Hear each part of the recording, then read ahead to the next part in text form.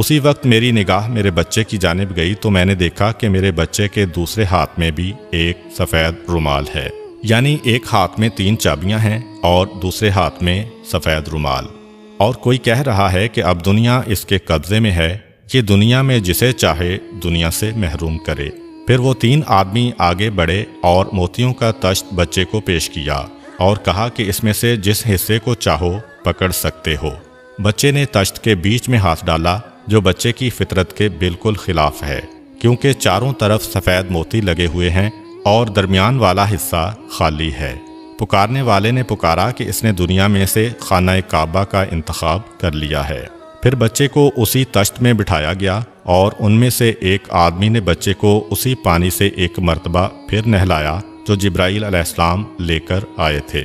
پھر میں نے دیکھا کہ تیسرے آدمی نے اس سفید رومال کو کھولا، اس میں سے ایک انگوٹھی نکلی، اس انگوٹھی کو بچے کے دونوں شانوں کے درمیان رکھ کر دبایا، اور جب انگوٹھی کو وہاں سے ہٹایا تو مہر نبوت وہاں پر ثبت ہو چکی تھی۔ اس وقت پکارنے والے نے پکارا کہ یہ رضوان جنت ہے جو اس وقت رسول کو غسل دینے کے لیے آیا تھا۔ یکا یک میں نے دیکھا کہ وہ تینوں اس مکان سے غائب ہو گئے۔ جناب آمنہ کہتی ہیں کہ اس دوران جب کہ میرے کمرے میں اس طرح کے معجزات پیش آ رہے تھے، مکے کی سرزمین پر بھی کچھ عجیب و غریب واقعات پیش آئے۔ صبح کا وقت ہے، مکے کے کافر اپنے گھروں میں آرام کر رہے ہیں، اور حکم پروردگار سے جنت سے اس دنیا کے لیے 4 جھنڈے بھیجے گئے۔ پہلا جھنڈا کوہ کاف پہ لگایا گیا، دوسرا جھنڈا کوہ ابو قبیس پر لگایا گیا، تیسرا جھنڈا خانہ کعبہ کی چھت پر لگایا گیا، اور چوتھا جھنڈا بیت المقدس پر لگایا گیا۔ جبرائیل علیہ السلام اس وقت جنت سے ایک قندیل، ایک شمعدان اور ایک جھالر لے کر آئے اور اسے کعبے کے دروازے پر لٹکا دیا گیا، اور پروردگار کی جانب سے جنت سے یاقوت سرخ کا بنا ہوا ایک خیمہ حضرت عبد المطلب کی خدمت میں بھجوایا گیا۔ یعنی آج کی رات مکے کی سجاوٹ ہو رہی ہے، مکے کو سجایا جا رہا ہے۔ صبح کے وقت مکے والے اٹھتے ہیں اور حیران ہو جاتے ہیں کہ رات کے وقت ہم نے آسمان پر عجیب و غریب واقعات کا مشاہدہ کیا تھا، مگر اب تو ہمارے ہی شہر میں یہ قندیل کہاں سے آئی؟ کعبے کے دروازے پر لٹکنے والا اتنا خوبصورت جالر کہاں سے آیا؟ یہ خوبصورت جھنڈے کون لگا گیا؟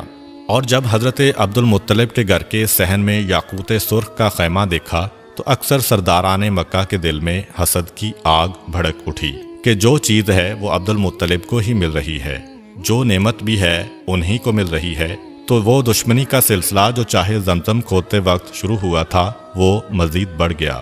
غرض یہ کہ جب رات ختم ہوئی اور رسول خدا کی ولادت ہو چکی تھی، سارا مکہ جگمگا رہا تھا، اور حضرت عبد المطلب اپنے مکان میں یہ انتظار کر رہے ہیں کہ میری بہو آمنہ کی طرف سے مجھے کیا پیغام ملتا ہے۔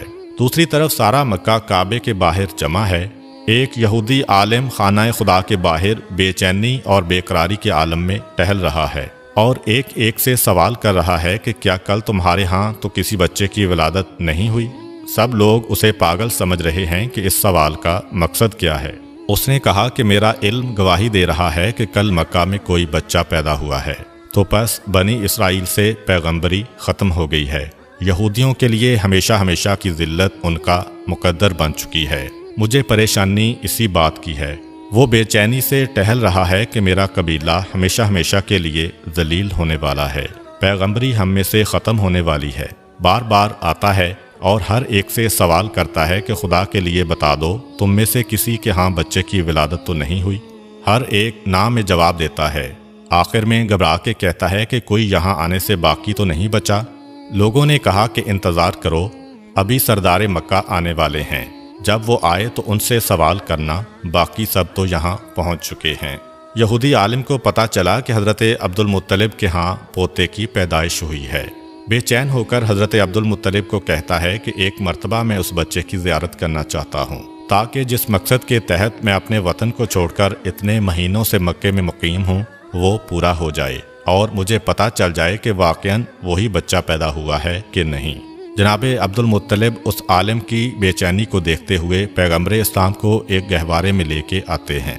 یہودی عالم کی نگاہ اس بچے پر پڑی اور بے اختیار چیخ ماری کہ یہی وہ بچہ ہے کہ جس کے بعد بنی اسرائیل کی بادشاہت ختم ہو گئی، بنی اسرائیل سے نبوت ختم ہو گئی۔ یہی وہ بچہ ہے جو ساری دنیا کا حکمران بنے گا، اور اس کی وجہ سے عرب